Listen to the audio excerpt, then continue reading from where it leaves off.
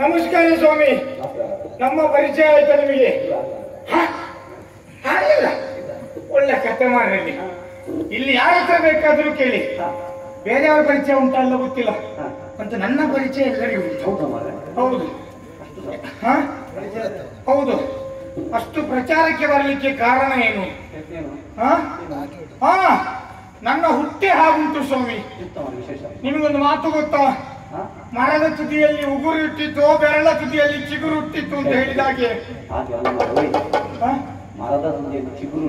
ಹೌದಾ? ಈ ವರ್ಷ ಬದಲು ಮಾಡಿದ್ರಾ? ಹಾಗೆ ಮೊದ್ಲಿಂದ ಹಾಗೆ ಇತ್ತ? ಹಾಗಾದ್ರೆ ಹಾಗೆ ಮಾಡುವ. ಹಾಗೆ ಉಗುರು ಹುಟ್ಟಿತ್ತು ಹೇಳಿದಾಗೆ, ಆಡು ಮುಟ್ಟದ ಸೊಪ್ಪಿಲ್ಲ, ಕಾಗೆ ಮುಟ್ಟದ ವಸ್ತು ಇಲ್ಲ ಅಂತ ಹೇಳಿದಾಗೆ ಸರಿ ಉಂಟಲ್ಲ? ಹೌದು. ಹಾಗೆ ನನ್ನ ಪರಿಚಯದಲ್ಲಿರುವಂತಹ ಜನಗಳೇ ಇಲ್ಲ ಸ್ವಾಮಿ. ಇದೊಂದು ಸಮಸ್ಯೆ ಮುಗಿದೇ ಇಲ್ಲಲ್ಲ ದಿವಸ. ಎಲ್ಲ ಸಮಸ್ಯೆ ಪರಿಹಾರ ಸಿಗ್ತದೆ, ಈ ಸಮಸ್ಯೆಗೊಂದು ಪರಿಹಾರವೇ ಸಿಗುವುದಿಲ್ಲಲ್ಲ. ಅರ್ಧದ್ದು ಹೆಚ್ಚಾಗಿ ಹೀಗಾಗುವುದು. ಇದು ಸಮಸ್ಯೆ ಬೇರೆ ಏನಲ್ಲ. ನಾವು ಪ್ರಚಾರಕ್ಕೆ ಬಂದದ್ದು ಹೇಗೆ? ಒಂದು ಇಂಥವರಿಂದಲೇ 4 ಜನ ಹೇಳ್ಕೊಂಡು ಬರ್ತಾರ ಅವರು. ಹೌದೌದು. ಇನ್ನೊಂದು ಪ್ರಚಾರ ಆದದ್ದು ಹೇಗೆ? ನನ್ನ ಹುಟ್ಟೆ ಹಾಗೆ ನೋಡಿ. ನಾನು ಆಷಾಢ ಮಾಸದ ಅಮಾವಾಸ್ಯೆ ದಿವಸ ಬೆಳಿಗ್ಗೆ ನನ್ನ ಜನನ, ಅದೇ ದಿವಸ ಸಾಯಂಕಾಲ ನನ್ನ ತಂದೆ ತಾಯಿಗಳ ದುರ್ಮರಣ. ಎಂತ ನಕ್ಷತ್ರದಲ್ಲಿ ನಾನು ಹುಟ್ಟಿದೆ ನೋಡಿ.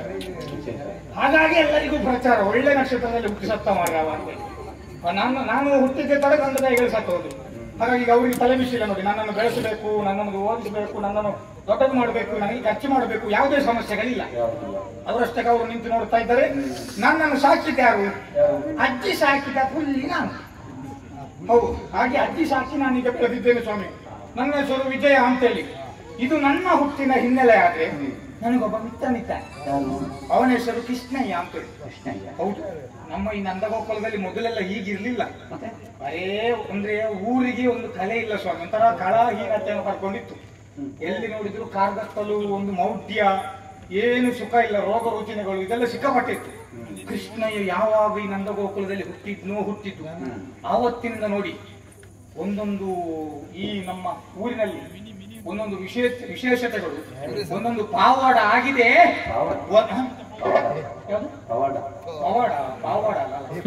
ಒಂದೊಂದು ಪವಾಡ ಆಗಿದೆ. ಅದ್ಭುತ ಸ್ವಾಮಿ, ಹೇಳುವುದಲ್ಲ ಅದು. ಒಂದ್ಸಲ ಜೋರಾಗಿ ಮಳೆ ಬಂತು.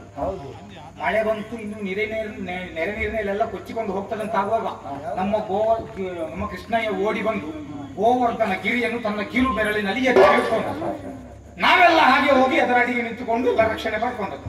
ಆ ನಂತರ ಎಲ್ಲರೂ ಅವನನ್ನು ಹಾಡಿ ಕೊಂಡಾಡಿದ್ರು, ಗೋವರ್ಧನೋಧಾರಿ ಅಂತೇಳಿ. ಅಂತಹ ಕೃಷ್ಣಯ್ಯ ಒಂದು ಒಳ್ಳೊಳ್ಳೆ ಪವಾಡ ಮಾಡಿದ್ದಾನೆ. ಅವನ ಸ್ನೇಹಿತ ನೋಡಿ. ನನಗೆ ಹೇಳ್ಕೊಳ್ಳಿಕ್ಕೆ ಹೆಂಗ್ ಉಂಟು. ಕೃಷ್ಣಯ್ಯ ಗೋವರ್ಧನ ಗಿರಿಯನ್ನು ತನ್ನ ಕಿರುಬೆರಳಿನ ಎತ್ತಿದ್ದಾನೆ. ನಿಮಗೆ ಒಂದು ಗೋಳಿ ಬಜೆ ಎತ್ತಲಿಕ್ಕೆ ಸಾಧ್ಯ ಉಂಟು? ಅದಕ್ಕೆ ಹೇಳುದು ಅವನ ಪವಾಡ ಸದೃಶ ಅಂತ. ಹಾಗೆ ನಾನೊಂದು ಕಟ್ಟಿದ್ದೇನೆ. ಒಂದು ಸಲ ಸಣ್ಣ ಗಿರಿಯನ್ನು ಎತ್ತಿದ್ದೇನೆ. ಸಣ್ಣಗೆ ನಾನು ಆಟ ಆಡ್ತಾ ಮನೆಗೆ ಬರುವತ್ತಿಗೆ ಅಜ್ಜಿ ಬಿಸಿ ಬಿಸಿ ಗೋಳಿ ಬಜೆ ಸುಟ್ಟ. ನಾನು ಬಂದೆ, ಪಕ್ಕನೆ ಕೈ ಹಾಕಿದೆ. ಇದು ಬೆರಳಿನೊಳಗೆ ಹೋಗಿ ಬೆರಳದ ಒಳಗೆ ಹೋಯ್ತು ಗೋಳಿ ಬಜೆ. ನಾನು ಹೀಗೆ ಮಾಡ್ಕೊಂಡು ಹೀಗೆ ಅದನ್ನು ಒದರ್ತಾ ಇದ್ದೆ ಕೆಳಗೆ ಬೀಳಿ ಅಂತೇಳಿ. ಬಿಸಿ ತಡ್ಕೊಳ್ಳಿಕ್ಕೆ ಆಗುದಿಲ್ಲ, ಬೆರಳೊಳಗೆ ಹೋಗಿದ್ದಲ್ವಾ. ಅಷ್ಟೊತ್ತಿಗೆ 4 ಹುಡುಗರು ಮಕ್ಕಳೆಲ್ಲ ಬಂದವರು ಅಡಿಗಡೆ ಬಂದು ನಿಂತು ಹೀಗೆ ನೋಡ್ತಾ ಇದ್ದಾರೆ. ಅಂದ್ರೆ ಅವರ ಕಲ್ಪನೆ ಏನು? ಆವತ್ತು ಕೃಷ್ಣಯ್ಯ ಗೋವರ್ಧನ ಗಿರಿಯನ್ನು ಎತ್ತಿದ್ದಾನಲ್ಲ, ಹಾಗೆ ನಾನು ಇವತ್ತು ಗೋಳಿ ಬಜೆ ಗಿರಿಯನ್ನು ಎತ್ತಿದ್ದು ಅಂತೇಳಿ ಅಡಿಗೆ ಬಂದು ನಿಂತ. ಕಡೆ ಗೊತ್ತಾಯ್ತು ಮಕ್ಕಳು ಅಡಿಗೆ ನಿಂತದ್ದು ಅದಕ್ಕಲ್ಲ, ಇದು ಯಾವಾಗ ಕೆಳಗೆ ಬೀಳುತ್ತದೆ, ನಾವು ಯಾವಾಗ ಹಿಡ್ಕೊಂಡು ಓಡುದು ಅಂತ ಕಾಯ್ತಾ ಇದ್ರು. ಹೀಗೆ ನನ್ನದೊಂದು ಪವಾಡ ಮಾಡಿದ್ದೇನೆ ಸಣ್ಣ ಮಟ್ಟಿಗೆ. ಇನ್ನೂ ಒಂದುಂಟು. ಕೃಷ್ಣಯ್ಯ ಒಂದು ಸಲ ಇಲ್ಲಿ ಜೋರಾಗಿ ನಮ್ಮ ಒಂದು ವಿಷ ಕಾರುವಂತಹ ಕಾಳಿಂಗ ಸರ್ಪ ಇತ್ತು. ಅದು ಎಲ್ಲಿ? ಕೊಳದಲ್ಲಿ, ಕಾಳಿಂಗಿ ಮಡುವಿನಲ್ಲಿ. ಭಯಂಕರ ಮಾಡ್ರೆ ಅದು. ಕೆಲವು ದನಗಳೆಲ್ಲ ಪಾಪ ವಿಷ ಪ್ರಾಶನಕ್ಕೆ ಒಳಪಟ್ಟು ಅಲ್ಲಲ್ಲೇ ತಲೆ ತಿರುಗಿ ಬೀಳ್ತಾ ಇತ್ತು. ಅಷ್ಟು ನಮ್ಮ ಹೆಂಗಸರೆಲ್ಲ ಕೆಲವರೆಲ್ಲ ಬಂದು ಬೊಬ್ಬೆ ಹಾಕಿದ್ರು. ಇನ್ನೇನು ಇವು ಕಾಳಿಂಗ ಸರ್ಪ ಎಲ್ಲರನ್ನು ಕೊಂದು ತೆಗಿತದಂತ ಹೇಳಿ ಕೃಷ್ಣಯ್ಯ ಓಡಿ ಬಂದು ಆಗ ಕಾಳಿಂದಿ ಮಡುವಿಗೆ ಧುಮುಕಿ ಆ ಕಾಳಿಂದಿಯ ಸೊಂದಿಲ್ಲ ಬಾಲವನ್ನು ಕೈಯಲ್ಲಿ ಹಿಡಿದು ತಲೆಯ ಮೇಲೆ ಅಂತ ಕುಣಿದು ಕಾಳಿಂಗ ಮರ್ದನ ಮಾಡಿದ್ದಾನೆ ನಮ್ಮ ಕೃಷ್ಣಯ್ಯ. ಅದು ಅವನ ಸಾಹಸ ಪವಾಡ. ನೀವೊಂದು ನೀರೊಳ್ಳೆ ಕಂಡ್ರೆ ಸಾಕು, ಇಲ್ಲಿಂದಲೇ ತೋರ್ತೀರಿ.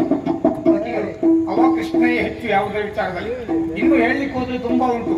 ನಮ್ಮ ಇಲ್ಲಿ ಮೊದಲೆಲ್ಲ ದನ ಕರುಗಳೆಲ್ಲ ಯಾವುದು ಕರು ಹಾಕ್ತಿರ್ಲಿಲ್ಲ, ದನವೂ ಹಾಕ್ತಿರ್ಲಿಲ್ಲ, ಕರು ಹಾಕ್ತಿರ್ಲಿಲ್ಲ. ಮತ್ತೆ ಬಹಳ ವಿಷಯ, ದನವೂ ಕರು ಹಾಕ್ತಿರ್ಲಿಲ್ಲ, ಕರು ಹಾಕ್ತಿರ್ಲಿಲ್ಲ. ಹೌದು, ಅದೇ ದನವೂ ಕರು ಹಾಕ್ತಿರ್ಲಿಲ್ಲ, ಆ ಕರು ದೊಡ್ಡದಾದ ಮೇಲೂ ಕರು ಹಾಕ್ತಿರ್ಲಿಲ್ಲ ಅಂತ ಹೇಳಿದ್ರು. ಈಗ ಸಮಸ್ಯೆ ಅದರಲ್ಲಿ ನೋಡಿ, ಕೃಷ್ಣಯ್ಯ ಹುಟ್ಟಿದ್ದೇ ತಡ ಗೂಡಿ, ಅವನ ಪವಾಡವೋ ಏನೋ ಗೊತ್ತಿಲ್ಲ, ಎಲ್ಲ ದನ ಕರುಗಳು ಒಂದೊಂದು ಕರು ಹಾಕ್ಲಿಕ್ಕೆ ಪ್ರಾರಂಭ ಆಯ್ತು. ಅದು ವಿಶೇಷ. ಅಂದ್ರೆ ಈ ಊರಿಗೆ ಒಳ್ಳೇದು ಮಾಡಿದ್ದಾನ.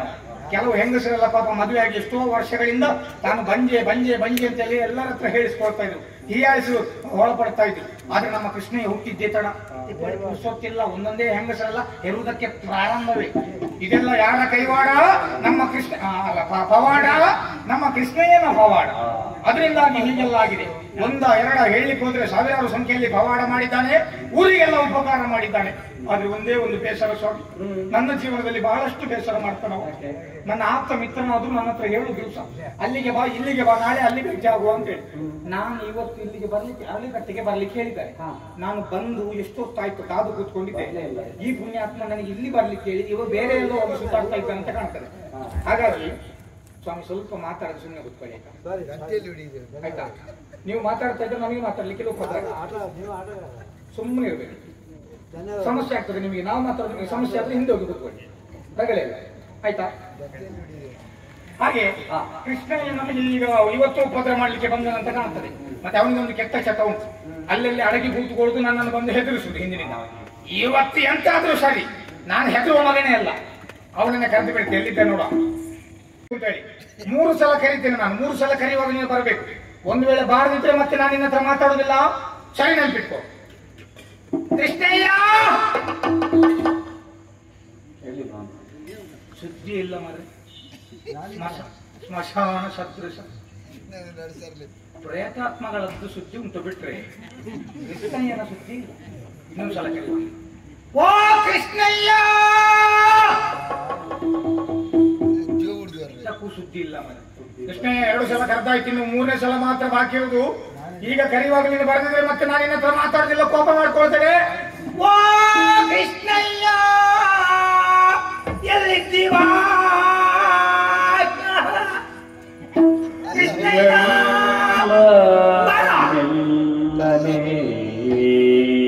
ಮೆಲ್ಲ ನಿಷ್ಟು ಗಟ್ಟಿಗಳಿದ್ದ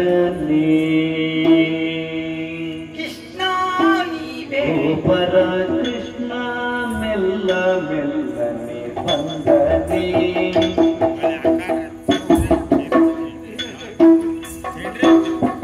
ಮೆಲ್ಲ ಮೆಲ್ಲನೆ ಬಂದು, ಮೆಲ್ಲ ಮೆಲ್ಲನೆ ಬಂದು, ಚೆಲ್ಲುವನಾಗುವ ಬೀರಿ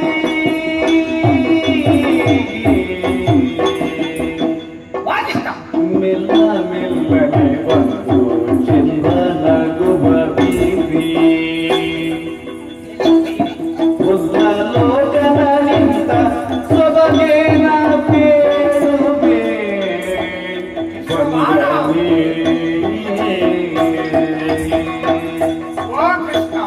ಮೆಲ್ಲ ಮೆಲ್ಲನೆ ಬಂದು, ಚೆಲ್ವಾನ ಕುಬ ಬೀರಿ ಉಲ್ಲ ಲೋಕನ ನಿಂತ ಸೊಬಗೇನ ಬೇಡುವೆ.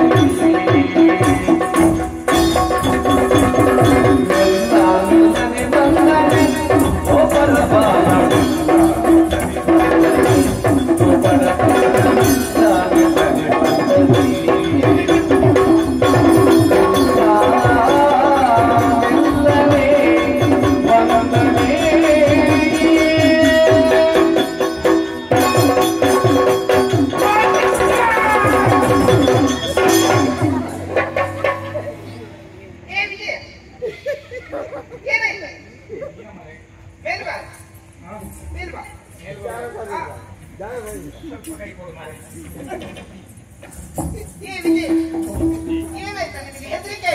ಯಾರು ಹೆದರಿಲ್ಲಪ್ಪ, ಹೆದರಿದಲ್ಲ ನಾನು, ಧೈರ್ಯ ಕಡಿಮೆ ಆಗ್ತದೆ ನನಗೆ.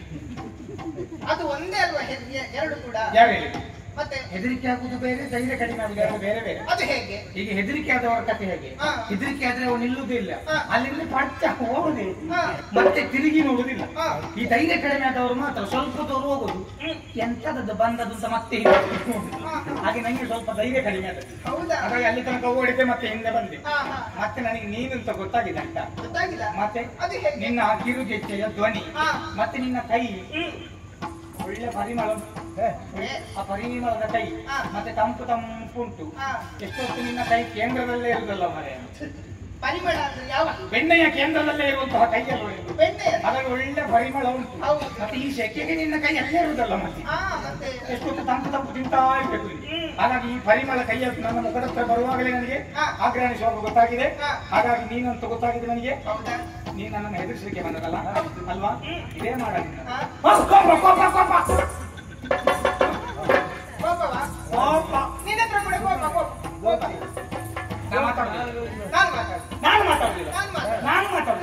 ಇಬ್ಬರು ಮಾತಾಡ್ತಿದ್ರು, ಬೇರೆಯವ್ರು ಮಾತಾಡ್ತಾ ಇದ್ರು.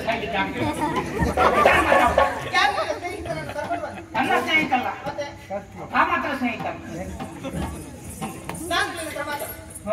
ಮಾತಾಡ, ನಾ ಮಾತಾಡ್ತಿಲ್ಲ. ಯಾಕೆ ಕೋಪ? ಯಾಕೆ ನೀನ್ ಯಾಕೆ ಕೋಪ ಮಾಡುದು? ಕೋಪ ನಾನು ಮಾಡ್ಬೇಕು, ನ್ಯಾಯ ಪ್ರಕಾರ ಕೋಪ.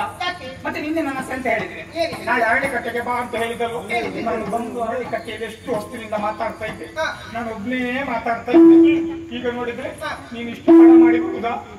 ನೀನು ಅರಳಿಕಟ್ಟೆಗೆ ಬಂದಿಲ್ಲ, ನಾನು ಕೂಡ ಅರಳಿಕಟ್ಟೆಗೆ ಬಂದು ಕಾಯ್ತಾ ಇದ್ದೆ. ಸುಳ್ಳು ಮಾತಾಡಬೇಡ, ಅರಳಿಕಟ್ಟೆಯಲ್ಲಿ ಬಂದು ನಾನು ನೋಡುದು ಕಟ್ಟೆ ನೋಡು. ನೀನು ಸುಳ್ಳು ಹೇಳ್ತಾ ಇದ್ದೆ, ನೀನು ಅರಳಿಕಟ್ಟೆಗೆ ಬರ್ಲೇ ಇಲ್ಲ.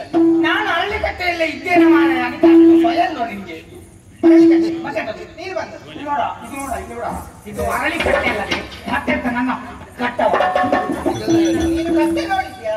ಕಟ್ಟೆಯನ್ನು ಮಾತ್ರ ನೋಡಿ, ಕಟ್ಟೆ ನೋಡಿ ಕೂತದ್ದು. ಮೇಲೆ ನೋಡಿದ್ಯಾ? ಮೇಲೆ ಎತ್ತಕ್ಕೆ ನೋಡು, ಮೇಲೆ ನೋಡು. ಹೌದು ಮಾರ್ರೆ, ಎಂತದ್ದು? ಮಾವಿನ ಕಟ್ಟೆ.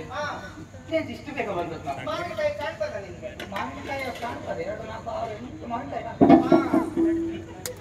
ಇದು ಮಾವಿನ ಕಟ್ಟೆ. ಈ ಬದಿಯಲ್ಲಿ ಆ ಬದಿಯಲ್ಲಿ 6 ಮಾವಿನಕಾಯಿ ಕಾಣ್ತಾವೆ.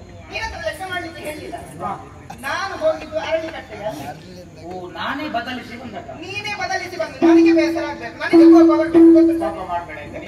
ಹಾಗಲ್ವ, ನಾನು ಕಟ್ಟೆ ನೋಡಿದ್ನ, ಕಟ್ಟೆ ನೋಡಿ ಕೂತದ್ದು, ಮೇಲೆ ಮರ ನೋಡಲಿಲ್ಲ. ನಾನು ಈಗ ಮಾವಿನ ಕಟ್ಟೆ ಇಷ್ಟು ಬೇಗ ಎಲ್ಲಾ ಕಡೆ ಕಟ್ಟೆ ನೋಡಿ ಕೂತ್ಕೊಳ್ಬೇಡ ಆಯ್ತಾ? ಅಲ್ಲ, ಇನ್ನು ಕೆಳಗೆ ಮೇಲೆ ನೋಡಿ ನನಗೆ ಕಟ್ಟೆ ಕಂಡ್ರೆ ಸಾಕು, ಕೂರುದೇ ಅಭ್ಯಾಸ. ಹಾಗಿಲ್ಲ, ಮೇಲೆ ಕೆಳಗೆಲ್ಲ ನೋಡಿ ಕೂರ್ತೇನೆ. ಕ್ಷಮೆ ಇರಲಿ ಆಯ್ತಾ? ಇಲ್ಲ ವಿಜಯ, ನಿನ್ನಲ್ಲಿ ನನಗೆ ಬೇಸರವೇ ಇಲ್ಲ. ಸರಿ. ಯಾಕಂದ್ರೆ ನಾವು ಯಾವಾಗಲೂ ಒಟ್ಟಿಗೆ ಅಲ್ವಾ ಹೊರಡು, ಮತ್ತೆ ಎಲ್ಲಿಗೆ ಹೋಗುದಿದ್ರು ಏನು ಮಾಡುದಿದ್ರು ನಾವಿಬ್ಬರು ಒಟ್ಟಿಗೆ ಒಟ್ಟಿಗೆ ನಮ್ಮ ತಿರುಗಾಟ ಒಟ್ಟಿಗೆ. ಹೌದು, ಇದು ಒಂದಾಗೆ ಇವತ್ತು ಯಾವತ್ತು ನಾವು ಗೋವುಗಳನ್ನು ಮೇಯಿಸುವುದಕ್ಕೆ ಹೋಗುವ ದಿನ ನಮ್ಮ ದಿನದ ಕೆಲಸ ಅಲ್ವಾ? ಹೌದು. ಯಾವತ್ತೂ ಒಂದೇ ಕಡೆ ನಾವು ಗೋವುಗಳನ್ನು ಮೇಯಿಸುವುದಾ? ನಿನ್ನೆ ಹೋದಲ್ಲಿ. ಹೌದು, ನಿನ್ನೆ ಹೋದಲ್ಲಿ ಬೇಡ ಮರೆ, ಸುಖ ಇಲ್ಲ, ಬೇಸರವಾಗಿ ಹೋಗ್ತದೆ. ಅದಕ್ಕೆ ಇವತ್ತೊಂದು ಉಪಾಯ ಮಾಡಿದ್ದೇನೆ ನಾನು. ಎಲ್ಲಿ? ಏನು ಗೊತ್ತುಂಟಾ? ಏನು?